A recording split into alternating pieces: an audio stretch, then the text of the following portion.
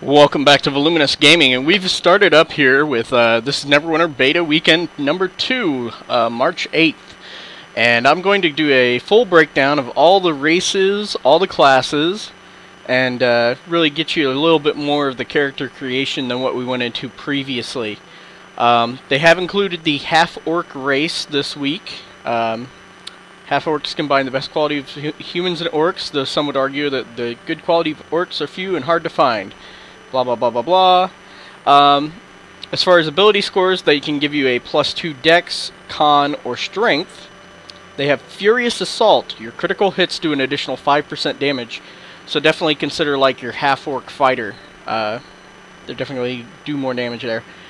You gain a 10% bonus to run speed for 3 seconds when you enter combat. This effect only occurs once every 20 seconds. That's their racial ability. Moving on to human. Let's see, versatile defense. They have 3% more defense, so they're probably going to be a tanking class. You can get a +2 to any ability score with them, and they have heroic effort, which is a bonus heroic feat at level 10, 15, and 20. And that's kind of nice. Here's a dwarf. They have the ability called Stand Your Ground. You have an increased resistance to knock and repel effects. Ability score bonuses are Con, Strength, and Wisdom. And Cast Iron Stomach, you have an increased damage resistance to damage over time effects. So I really feel like the dwarf is a good cleric character, because they get that Wisdom bonus and they have increased damage resistance to damage over time and knockback and that. Here's the elf character. They have Elven Accuracy. Increases your chance to critically strike by 1%. Their ability score bonuses are Dexterity, Intelligence, and Wisdom.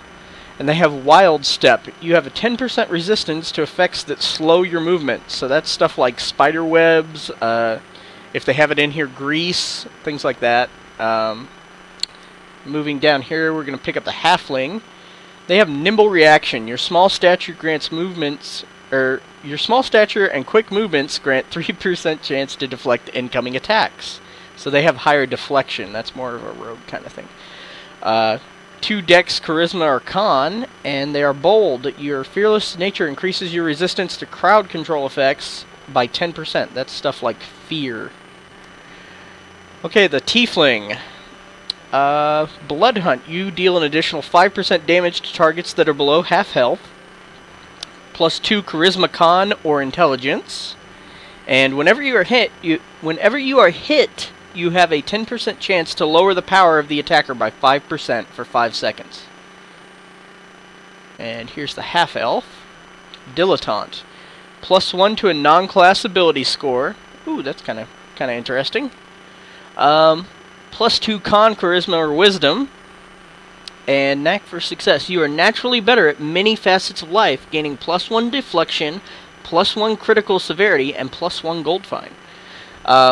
They do have more races coming soon here, it looks like, so maybe we'll get lucky, we'll see Dragonborn, maybe we'll see like Warforged. That'd be really cool. I'm going to go ahead and pop with Human here, because I'm going to go ahead and make a Mage. Let's see.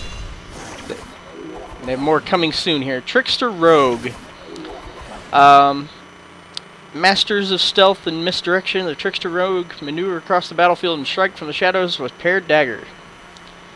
They dodge in and out of melee, inflicting massive damage on foes with flurry of deadly blows. They do have Stealth, Bait and Switch, Bloodbath, and Thievery. Let's check out the Guardian Fighter, because I didn't really get a whole lot of stuff on him last time that I filmed. Their special ability is to block. It's to hold up. You actually hold up your shield and block the effect.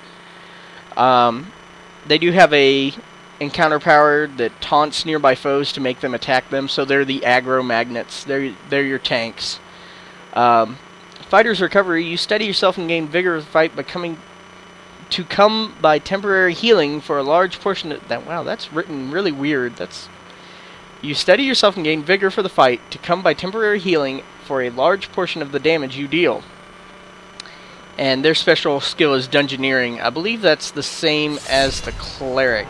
Now, Cleric has a religion. Control Wizard here. Let's look at the Cleric. Okay. They have Astral Charge, which lets you dash between enemies, Healing Word, Flame Strike, and Religion. Okay, Control Wizard. Their special ability here is Magic Missile. You're going to see that. That's their main primary attack. That's the way that they build up their meter there. Mage Hand. Punch your target with an Arcane Fist, dealing high damage and interrupting their abilities. Ooh, ability interrupt. Arcane Singularity. Call into existence a massive singularity. And their Arcana. You collect magic items to sell and can interact with arcane objects. These interactions often give you a bonus to combat skills.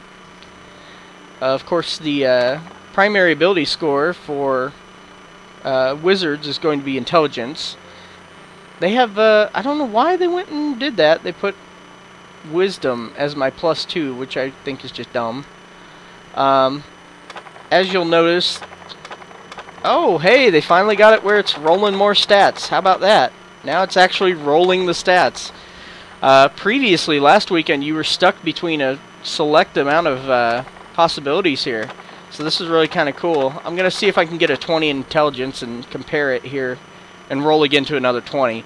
So 10 strength, 10 con, 8 dex, 20, 13, 13. And we'll roll and see. Yeah, right there. 10, 8, 10, 20, 13, 13. Let's see if we can get another 20 pop up here. 8, 10, 10, 20, 13, 13. So it looks like no matter what, this is going to be, these balance out, and then these are kind of going to balance out here. But it is nice that they have changed it to an actual roll. Like, there's still presets, it seems. Like, you're kind of in a point buy system. It looks like you're only allotted so many points to go wherever. I can't get a 20 in intelligence again, can I? Ugh. Oh, there it went. 20. Let's go ahead and roll. Try and get a 8, 10, 10, 20, 13, 13. See if we can do that. See how long it'll take us to roll back around to that. There was another 20. Sorry, I'm clicking way too fast here. 20, 20, 10, 10, 8. 28, 10, 10. So we'll have less strength. I really don't think that'll matter because I'm going to be casting spells. That's really kind of the idea. Wisdom measures common sense, perception, self-discipline, and empathy. So not really sure why they have secondary ability as wisdom. Like, I can kind of understand charisma, like, but wisdom, eh. I would think that more than anything it'd be like dexterity so that you have some AC. But we're gonna go, we'll just make a quick character here, customize. Let's see if black hair is actually black this time.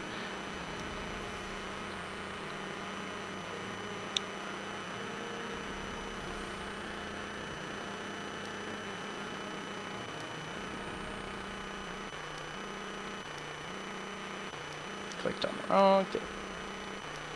Give you blue, natural, or glowing eyes. We can give you glowing eyes. How about that?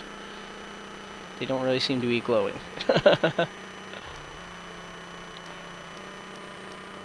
Well, they do have some kind of interesting looks there.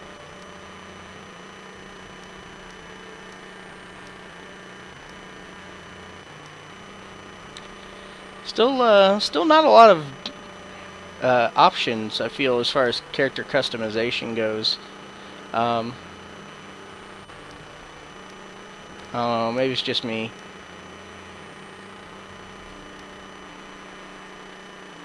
Okay.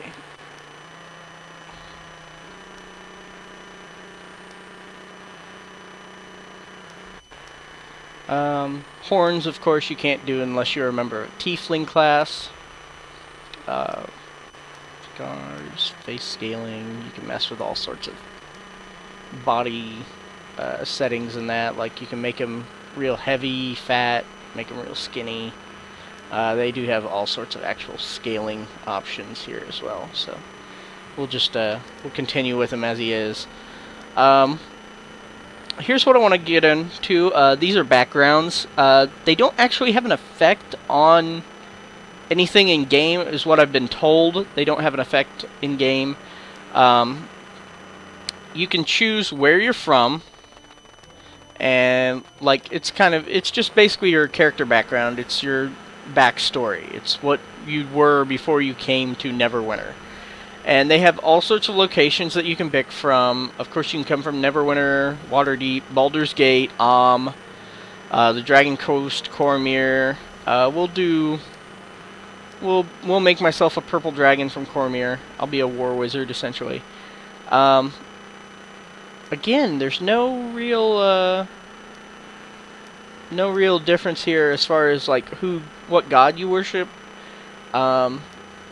They don't really have any effect on the game other than like maybe at some point it'll be some kind of optional thing like, oh, if you're a servant of Ogma here, then you'll be able to select a certain option or something like that, but I really don't know. Okay, purple dragon, woo! I'm a war wizard.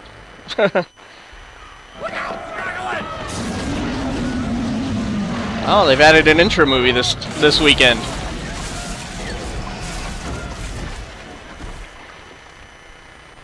Hey, are you all right?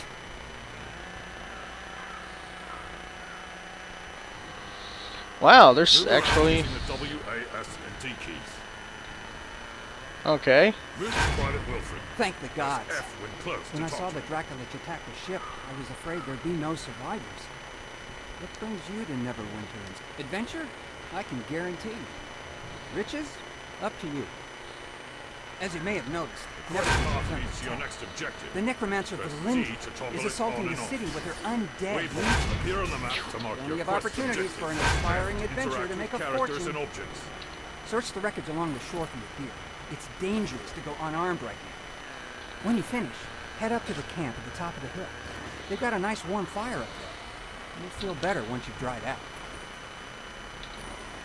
Press I to open your inventory. Double-click an item to equip it. Now I have a floating ball orb thing there, you can see. To toggle mouse cursor and mouse look modes. Okay. The quest tracker displays current quest objectives.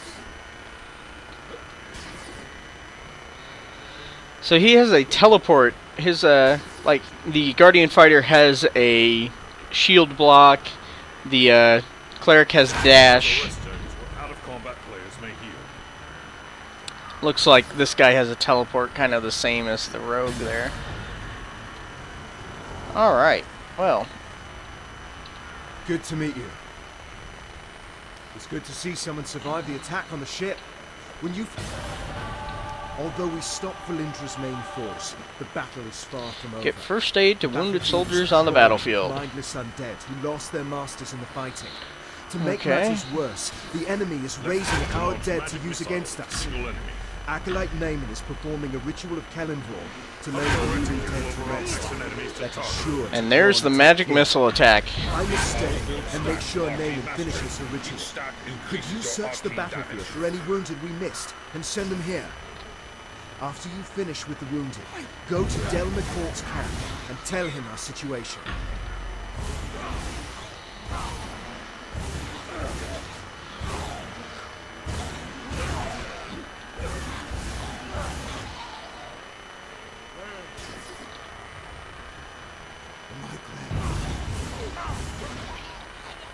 Well, magic missile's pretty darn powerful, I feel like. It's got a good range on it. It's definitely got a longer range than some of the cleric spells, that seems.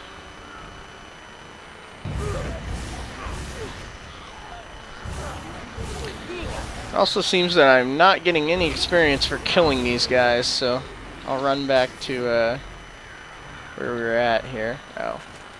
I need to make it to a camp, so we'll just kind of run past these guys. No sense in killing them if I'm not going to get experience.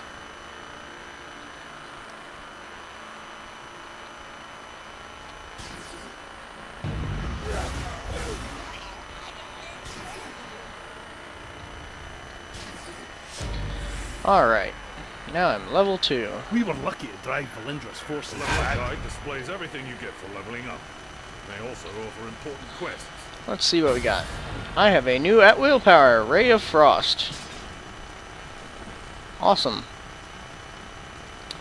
Let's go ahead and go down the dailies, encounters, at-wills, etc. of the wizard.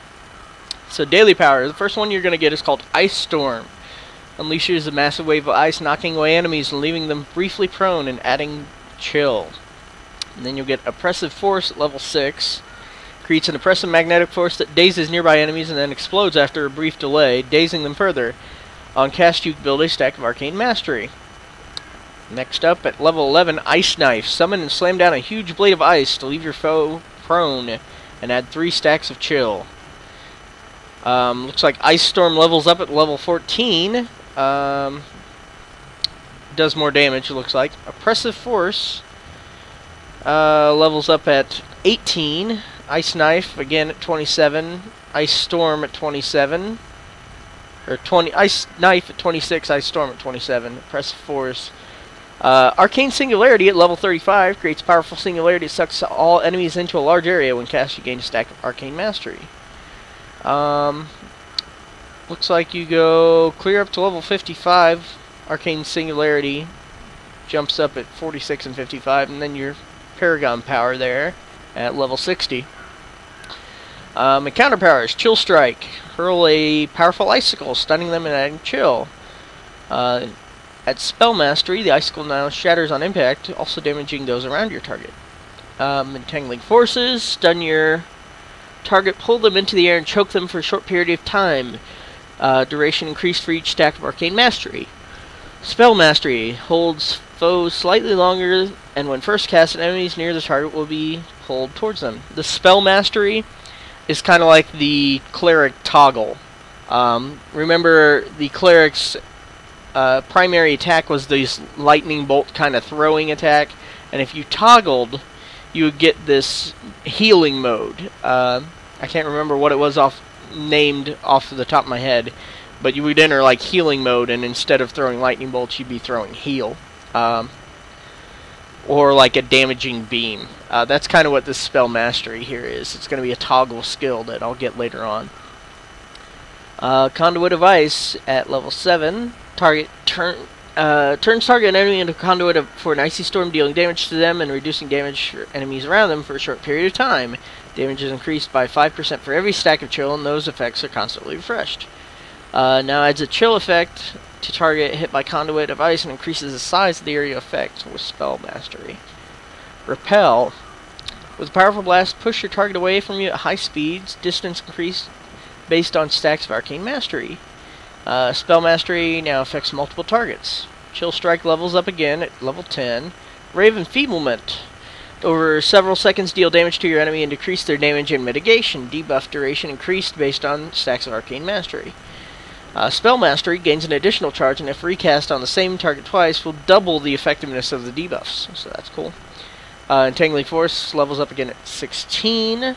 Icy Terrain. Freeze the ground around you, briefly immobilizing targets hit by the initial freeze, then adding chill to enemies that remain on the ice. Foes who reach 6 chills will freeze. So that's kind of cool. Spell Mastery can now cast at a target location, so that'll allow you to cast at a distance there. Conduit of Ice levels up at 19. Steal Time at level 20. Steals time from your enemies, slowing them while charging up, then shatters the stolen time to deal damage and stun targets based on how much time you stole from them. The stun and slow are further increased based on Arcane Mastery stacks. Spell Mastery. You and your allies near you receive combat advantage and a run speed buff for how much time was stolen.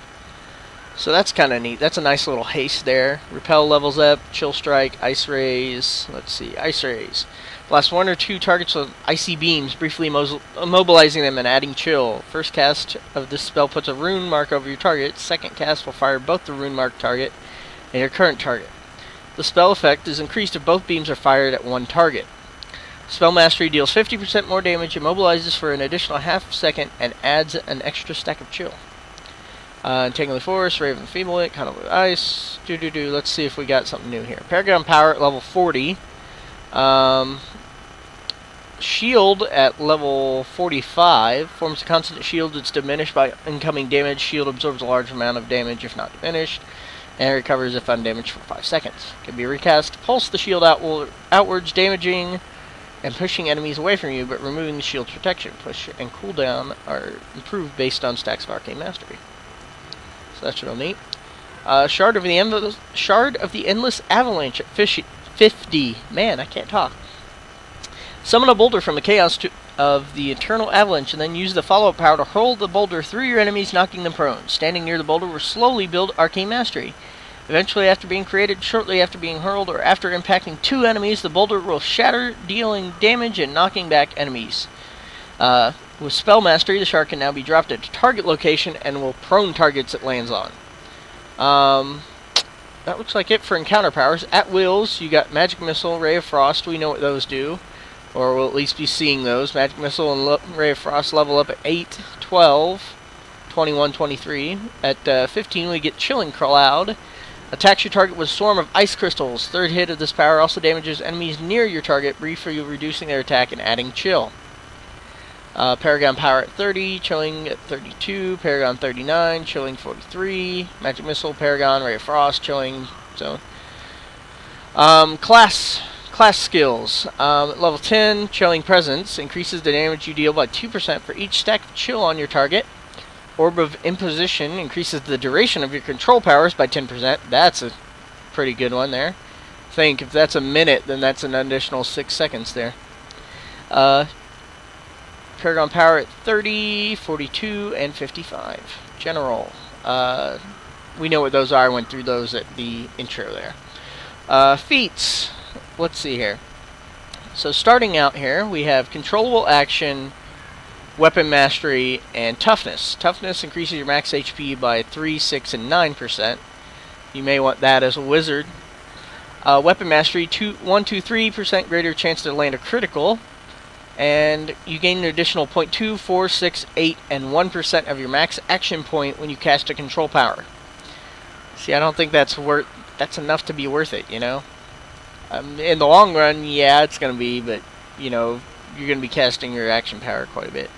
Moving on to the second tier here, Fight On. Encounter power cooldowns reduced by 2, 4, 6, 8, 10. That's really nice. You create 2, 4, 6% less threat with Battle-Wise. That's also very nice. Not really going to be worthwhile if you're soloing, but if you plan on being a group, it'll be worthwhile. Wizard's Wrath, your zone powers deal 2, 4, 6% more damage. That's also pretty good, so I'll probably stick into cooldown as well as this. Third tier here. Your cold powers deal an additional 3, 6, 9 damage to targets affected by chill. Lightning Teleport. When you kill a foe, you restore 2, 4, 6, 8, 10% of your max stamina. Arcane Mastery. Your arcane power deals 2, 4, 6% more damage, so that's nice. Next tier, Learn Spellcaster. Increases the amount of bonus damage intelligence gives you by 1, 2, 3, 4, 5%. So that's where your high intelligence comes in there. Oh, Prestidigitation, my favorite spell of all time. You and your allies gain 1, 2, 3% increased stat ratings. That sounds very interesting. I might stick into that. I'll find out. Focus Wizardry. Your area of effects deal 3, 6, 9% more damage when they strike a single target. And it looks like your Paragon Pass here. Oppressor, Thaumaturge, I can't pronounce that, and Renegade has control feats, damage, and tactical feats. And we'll see here. The first one, the Oppressor. I'm just kind of going to mouse over these. There's no sense of me reading all of these out because I just feel like it's not worth my time to read them all out. So if you want to see something in particular, just pause. I'll try and keep these on here for like 3 to 5 seconds a piece, so you get a good second to pause.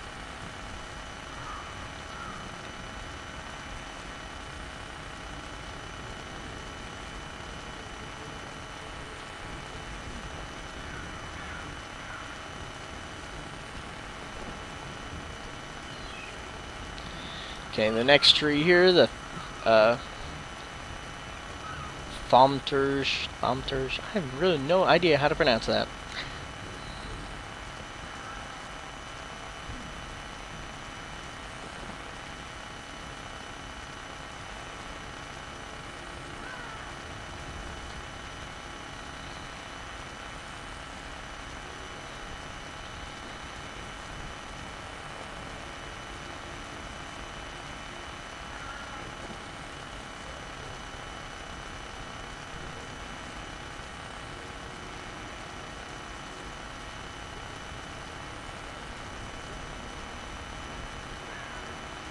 Okay, and here's the last tree, Renegade.